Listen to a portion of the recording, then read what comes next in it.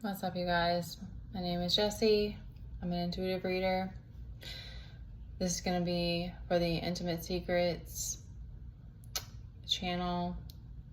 These lizards, I think he's on the outside of the screen. All right. I already tried this once. There was a bunch of distractions, and then my storage is now too full. So I'm going to try to concise it this time. I consulted the tarot to ask what turns on the feminine.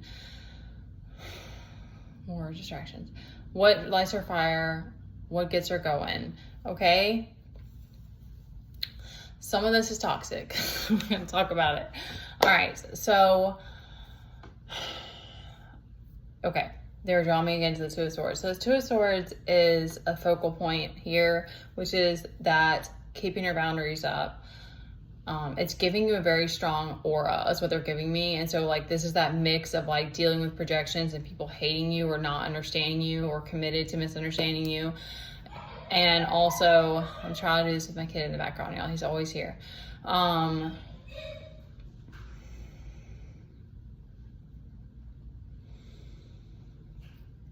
also a sense of respect too to the right people, like will respect that about you as well.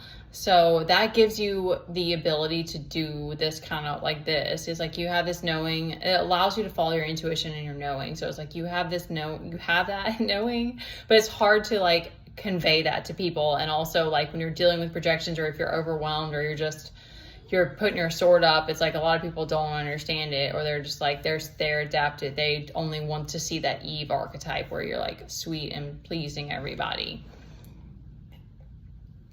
So that's giving you the strength to be able to do, and like the perseverance to do this job and, you know, do this work and everything. So that's giving me a strong sense of purpose.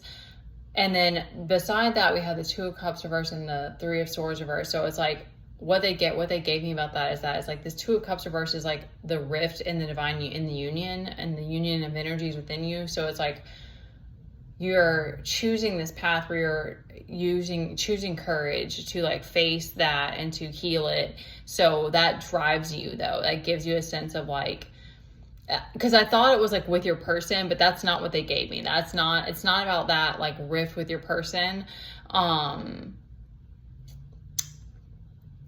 It is giving like you do like the fight, like you don't like, I think I said before, like I like conflict resolution. I like being in the fire with someone if we're both present and we're facing and dealing with the issue, even if there's upset.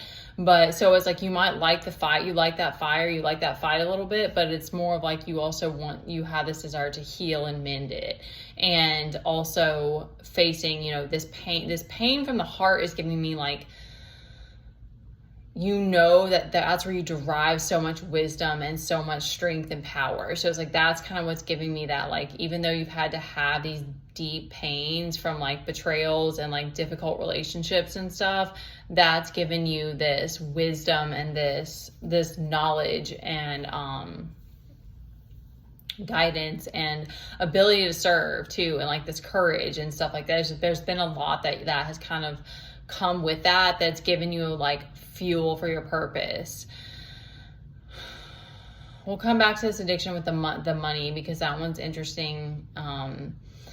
All right, so there's some positive ones in here too. Like there's a liking the Wheel of Fortune when it's upright, feeling like you're in, you know, like that things are going in your favor, you're in alignment. Then also being spoiled and being in this playful like sun energy, like I'm giving that you like to be in that for the people around you, and you like to let your inner child play and just be silly and sassy and stuff like that. I love that a lot. So those are all like things that still that inspire you, and that it's giving me just like a love for life, like a lust for life. And there is some addictive patterns. So one of the things that I think is a process of detachment is that like maybe the wounded healer in you is also attracted to like the wounded masculine or something. It's giving a feminine wounding. So it's giving that like this King of Cups, who isn't a bad character. That's one that I'm attracted to for sure. if you like to be in the Queen of Cups energy, that might be one that you just attract. It's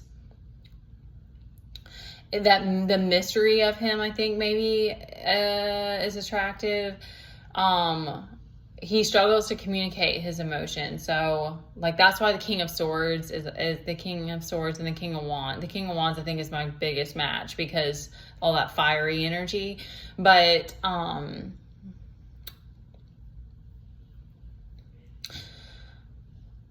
this King of Cups, the attachment, the addiction is that he's with this wounded feminine, this karmic, it's not karmic, it's like the feminine, the mother wound is like this Queen of Wands reversed. So it's like,